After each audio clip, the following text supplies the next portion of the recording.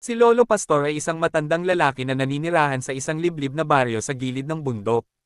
Payak ang kanyang pamumuhay, isang kabong yari sa kawayan at pawid, maliit na taniman ng gulay, at isang lumang kalabaw ang tanging yaman niya. Sa kabila ng kahirapan, kilala si Lolo Pastor bilang masipag, mabait, at matulungin sa kapwa. Araw-araw, maaga siyang gumigising upang magbungkal ng lupa. Kahit kapos sa pagkain, hindi siya nagrereklamo. Madalas pa nga niyang ibinabahagi ang kaunting ani sa mga kapitbahay na mas nangangailangan. Para kay Lolo Pastor, sapat na ang simpleng buhay basta't tahimik at walang inaapakang tao. Isang gabi, habang pauwi siya mula sa bukid, napansin niyang kakaiba ang paligid ng malaking puno ng balete sa tabi ng daan. May malamlam na liwanag na tila usok na umiikot sa puno at ang hangin ay biglang naging malamig. Kinabahan si Lolo Pastor ngunit pinili niyang magdasal at magpatuloy sa paglalakad. Hindi niya alam na ang gabing iyon ang magsisilbing simula ng isang hindi inaasahang kapalaran. Sapagkat sa lilim ng punong iyon, may isang nilalang na matagal nang nagmamasid sa kanyang kabutihan, isang kapre na handang subukan at tulungan siya. At dito nagsimula ang kwento ng kahirapan na unti-unting haharap sa lihim ng kayamanan. Kinagabihan, hindi mapakali si Lolo Pastor. Paulit-ulit sa kanyang isipan ang kakaibang liwanag sa punong balete. Habang siya'y nakahiga sa banig, biglang umalangaw-ngaw ang malalim na yabag sa labas ng kanyang kubo. Umuga ang sahig at kumalabog ang mga bintana. Dahan-dahan niyang binuksan ang pinto. Sa ilalim ng liwanag ng buwan, tumambad sa kanya ang isang napakalaking nilalang, matangkad, maitim ang balat, may pulang mata, at may hawak na mahabang tabako na nagbubuga ng makapal na usok. Ito ang kapre na naninirahan sa punong balete. Nanginginig man sa takot, hindi tumakbo si Lolo Pastor. Sa halip, yumuko siya at same time na nagdasal. Namangha ang kapre sa kanyang tapang at kabab ang loob. Matagal na kitang pinagmamasdan, Lolo Pastor, wika ng kapre sa malalim na tinig. Sa kabila ng iyong kahirapan, nanatili kang mabuti at hindi sakam. Ipinaliwanag ng kapre na nais niyang subukan ang puso ni Lolo Pastor. Inalok siya ng isang pagkakataon, tulong na maaaring magbago ng kanyang buhay. Ngunit may kondisyon, huwag maging sakam at huwag kalimutan ang kabutihan sa kapwa.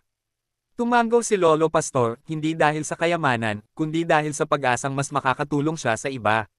Sa gabing iyon, bago maglaho ang kapre sa usok, iniwan nito ang isang lihim na bilin, may kayamanang nakatago, ngunit ang tunay na yaman ay masusukat sa puso. At nagsimula ang mas mabigat na pagsubok para kay Lolo Pastor. Maagang nagising si Lolo Pastor kinabukasan. Hindi pa rin niya makalimutan ang mga salitang iniwan ng kapra. Bitbit ang kanyang lumang itak at sombrero, nagtungo siya sa punong balete na tinuro ng nilalang sa kanyang panaginip. Pagdating niya roon, tahimik ang paligid.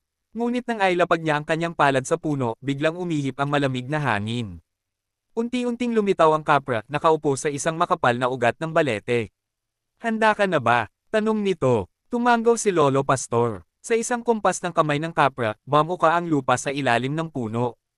Lumitaw ang isang lumang bol na puno ng gintong barya at alahas. Napatigil si Lolo Pastor sa paghinga, ito ang kayamanang hindi niya kailanman inasahan. Ngunit bago niya mahawakan ang bol, muling nagsalita ang kapra. "Isang bahagi lamang ang sayo. Ang natitira ay para sa mga taong nangangailangan. Kapag ikaw ay naging sakam, maglalaho ang lahat." Maingat na kinuha ni Lolo Pastor ang kaunting ginto, sapat lamang upang ayusin ang kanyang buhay. Isinara muli ng kapra ang bol at nilubog ito sa lupa. Pag-uwi ni Lolo Pastor, ramdam niya ang bigat ng responsibilidad. Alam niyang ang kayamanang hawak niya ay hindi pagsubok sa bulsa, kundi sa kanyang puso. At mula sa araw na iyon, nagbago ang kanyang buhay, ngunit mas maraming hamon ang darating upang subukan ang kanyang katapatan. Lumipas ang mga araw at unti-unting nagbago ang buhay ni Lolo Pastor. Naipagawa niya ang kanyang kubo, nakabili ng bagong binhi, at nagkaroon ng sapat na pagkain araw-araw. Ngunit kahit may kaunting ginhawa na, nanatili siyang simple at mapagkumbaba. Napansin ng mga taga-baryo ang pagbabago.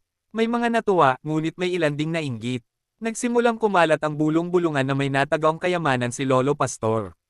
May mga taong dumadalaw sa kanya, ang iba'y humihingi ng tulong, ang iba na may nag-uusisa. Isang hapon, dumating ang isang mayamang mangangalakal. Inalok niya si Lolo Pastor ng malaking halaga kapalit ng lupa sa tabi ng punong balete. Saglit na natukso si Lolo Pastor, isang pirma lang, at magiging masagana ang kanyang buhay. Ngunit naalala niya ang babala ng kapra. Tahimik siyang huminga at tumanggi. Hindi po lahat ng kayamanan ay nabibili, wika niya. Kinagabihan, muling nagpakita ang kapra. Ngumiti ito sa unang pagkakataon. Napasa mo ang unang pagsubok, sabi nito.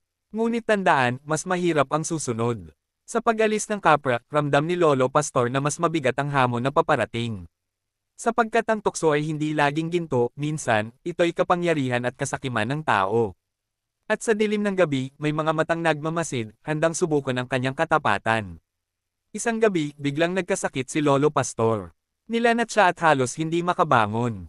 Walang kamag-anak na mag-aalaga sa kanya, kaya ang ilang kapitbahay lamang ang dumalaw. Sa mga oras ng kanyang kahinaan, naramdaman niya ang bigat ng kanyang kalagayan, kahit may kaunting yaman na siya, tao pa rin siyang nangangailangan ng tulong. Samantala, ang balita tungkol sa kayamanan ay lalo pang kumalat. May isang sakam na pinuno ng baryo na nakarinig ng tsismis. Ipinatawag niya ang ilang tauhan upang bantayan ang paligid ng punong balete, balak na angkinin ng anumang lihim na yaman. Sa gitna ng kanyang karamdaman, napanaginipan ni Lolo Pastor ang kapra. Lumalapit na ang panganib, babala nito. May mga taong handang manakit para sa kayamanan. Pagkagising niya, kahit mahina ang katawan, nagdasal siya ng tame time. Nang gabing iyon, umihip ang malakas na hangin at kumulog. Ang punong balete ay tila nabuhay, at ang kapra ay nagpakita galit ang mga mata. Sa isang iglap, ang mga sakam na nagbabantay ay naligaw sa kagubatan, paikot-ikot hanggang sa sila'y mapagod at umatras. Walang nasaktan, ngunit malinaw ang babala. Kinabukasan, gumaling si Lolo Pastor. Alam niyang hindi siya iniligtas dahil sa ginto, kundi dahil sa kabutihang loob na pinili niyang panindigan. Ngunit hindi pa tapos ang lahat. May huling pagsubok na magpapasya sa kanyang kapalaran. Isang madaling araw, tinawag ng kapre si Lolo Pastor sa punong balete. Tahimik ang paligid, at ang buwan ay bilog na bilog. Ramdam ni Lolo Pastor na ito na ang huling pagkakataon na sila'y mag-uusap. Lolo Pastor, wika ng kapra, napatunayan mo ang iyong kabutihan. Dumating na ang oras upang pumili ka. Muling bamuka ang lupa at lumitaw ang ball, mas puno kaysa dati. Kung nanaisin mo, sabi ng kapra, maaari mong angkinan ang lahat at mamuhay sa karangyan. Ngunit kapalit nito, iiwan mo ang baryo at kalilimutan ang mga tao rito. Tahimik si Lolo Pastor. Naalala niya ang mga kapitbahay na tinulungan niya, ang mga batang binigyan niya ng pagkain, at ang simpleng ngiti na dulot ng kanyang kabutihan. Lumuhad siya at marahang nagsalita. Hindi ko kailangan ang sobra. Ang mahalaga ay may sapat ako at may naitutulong sa iba. Ngumiti ang kapra at marahang. Isinara ang ball. Iyan ang tamang sagot, wika nito. Dahil ang tunay na kayamanan ay hindi kinukuha, ibinabahagi. Sa isang iglap, naglaho ang ball at ang kapra ay unti-unting naging usok. Bago tuluyang mawala, iniwan nito ang huling biyaya, ang lupa ni Lolo Pastor ay naging masagana at hindi na mauubusan ng ani. Mula noon, namuhay si Lolo Pastor ng payapa. Hindi man siya naging pinakamayaman sa salapi, siya naman ang pinakamayaman sa kabutihan. Akala ng lahat ay doon na nagtapos ang kwento ni Lolo Pastor, ngunit may isa pang kabanata ang kanyang buhay, isang kabanatang hindi tungkol sa ginto, kundi sa pamamanan ng kabutihan. Lumipas ang mga taon, at tumanda pa si Lolo Pastor. Ang kanyang bukid ay patuloy na namumunga kahit tagtuyot o tag-ulan. Maraming nagtataka kung bakit tila pinagpupala ang kanyang lupa, ngunit nanatili siyang tahimik at mapagkumbaba. Ginawa niyang paaralan ng buhay ang kanyang tahanan. Ang mga bata sa baryo ay tinuturuan niyang magtanim, magdasal, at rumspito sa kalikasan. Madalas niyang sabihin, ang yaman ay dumarating at umaalis, pero ang mabuting puso ay naiiwan. Isang gabi, bago tuluyang mamaalam ang kanyang lakas, napanaginipan muli ni Lolo Pastor ang kapra, ngunit ngayon, ito'y hindi na nakakatakot. Ngumiti ito at tumango, tila nagpapalem.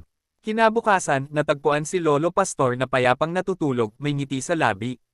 Walang ginto sa kanyang mga kamay, ngunit ang buong baryo ay nagluksa, sapagkat nawala ang isang taong naging haligi ng kabutihan. Mula noon, tuwing daraan ang hangin sa punong balete, sinasabi ng matatanda. Hindi na nagpapakita ang kapra dahil natagpuan na niya ang taong karapat-dapat. At ang kwento ni Lolo Pastor ay patuloy na isinasalaysay bilang paalala na ang tunay na kayamanan ay kabutihan na naipapamana sa puso ng iba. Pagkaraan ng pagpanaw ni Lolo Pastor, may mga kakaibang pangyayari ang nagsimulang mapansin sa baryo. Tuwing may taong may masamang balak, magnanakaw, mapagsamantala, o sakam, bigla na lamang silang naliligaw malapit sa punong balete. May ilan na nakaririnig ng malalim na tawa, may iba namang nakakakita ng aninong tila higanti sa dilim. Sinasabi ng matatanda na ang kapra ay hindi umalis. Sa halip na natili itong bantay ng lupang minahal ni Lolo Pastor. Ngunit hindi na ito basta nagpapakita, lumalabas lamang kapag may panganib sa baryo. Isang gabi, may dumating na dayuhan na gustong bilhin ang buong lupain upang gawing minahan. Nang subukan niyang sukatin ang lupa sa tabi ng balete, biglang dumilim ang langit. Umihip ang malakas na hangin at ang puno ay umuga na parang may buhay. Sa gitna ng takot, narinig ang isang tinig. Ang lupang ito ay hindi para sa sakam. Kinabukasan, umalis ang dayuhan nang hindi na lumingon. Muling naging tahimik ang baryo. Mula noon, itinuro ng mga magulang sa kanilang mga anak ang aral ni Lolo Pastor, igalang ang kalikasan, umiwas sa kasakiman, at mamuhay ng may kabutihan. Sapagkat hanggat may gumagawa ng mabuti, may bantay na handang magligtas. At sa lilim ng punong balete, nananatiling buhay ang alaala ni Lolo Pastor kasama ang kapreng minsang tumulong at ngayoy tagapag-ingat ng kabutihan. Isang gabi ng kabilugan ng buwan, nagtipon ng mga tao sa baryo upang magdasal sa ilalim ng punong balete, isang taunang pag-alala kay Lolo Pastor. Tahimik ang paligid, tanging huni ng kuliglig at dasal ng matatanda ang maririnig. Biglang lumamig ang hangin. Ang mga dahon ng balete ay marahang umindayog, at sa lilim nito ay lumitaw ang kapra, hindi na nakakatakot, kundi may anyong payapa at marangal. Hindi ito nagsalita, ngunit ang kanyang presensya ay sapat na upang maramdaman ng lahat ang katahimikan. Isang bata ang lumapit at nag-alay ng bulaklak sa puno. Sa sandaling iyon, isang banayad na liwanag ang bumalot sa balete, at ang anino ng kapra ay unti-unting naglaho, tila tinutupad na ang huling tungkulin. Kinabukasan, napansin ng mga tao na ang balete ay mas iyan kaysa dati. Wala nang ligaw na nangyayari, wala nang takot sa gabi. Para bang ang baryo ay tuluyan ng pinagpala. Sinasabi ng matatanda na iyon na ang huling pagpapakita ng kapra. Natupad na ang kanyang layunin, ang makatagpo ng taong tunay na may malinis na puso at maipamana ang aral sa susunod na henerasyon. At habang ang araw ay sumisikat sa baryo, alam ng lahat na ang kwento ni Lolo Pastor ay hindi na alamat lamang, kundi gabay sa pamumuhay. Dumating ang panahon na ang baryo ay unti-unting umunlad. Hindi dahil sa ginto o kayamanan, kundi dahil sa pagkakaisa at kabutihang loob na iniwan ni Lolo Pastor. Ang kanyang dating bukid ay ginawang bukan na lupang taniman para sa lahat, walang may-ari, walang sakam. Tuwing may pagtatalo, ang mga tao ay nagtitipon sa ilalim ng punong balete. Doon nila inaalala ang mga aral ni Lolo Pastor, maging tapat, maging mapagbigay, at igalang ang kalikasan. At sa tuwing may gumagawa ng tama, tila mas nagiging maliwanag ang paligid. Isang araw, may batang nagsabi, "Parang may nagbabantay po sa atin." Ngumiti ang mga matatanda. Alam nila na hindi na kailangan pang makita ang kapra. Sapagkat ang diwa nito ay naninirahan na sa bawat pusong marunong magmahal at umiwas sa kasakiman. Sa paglipas ng mga henerasyon, ang kwento ni Lolo Pastor ay patuloy na isinasalaysay, hindi bilang kwento ng kayamanan, kundi bilang alamat ng liwanag na nagmumula sa mabuting puso.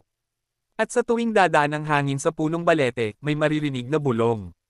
Ang tunay na yaman ay ang kabutihang naibabahagi. At dito nagtatapos ang alamat ni Lolo Pastor at ng kapra, isang kwento ng kahirapan na napagtagumpayan hindi sa pamamagitan ng ginto, kundi ng kabutihan, katapatan, at malasakit sa kapwa. Ang kapre ay hindi lamang tagapagbigay ng kayamanan, kundi tagapagsubok ng puso. Si Lolo Pastor, sa kabila ng hirap ng buhay, ay piniling manatiling mabuti, kaya't siya ang naging karapat-dapat sa biyaya. Hanggang ngayon, sinasabi ng matatanda na kapag may taong tumutulong ng walang hinihinging kapalit, ngumiti raw ang punong balete. Sapagkat ang aral ni Lolo Pastor ay buhay pa rin. Ang tunay na yaman ay hindi sinusukat sa dami ng ari-arian, kundi sa dami ng kabutihang naibahagi.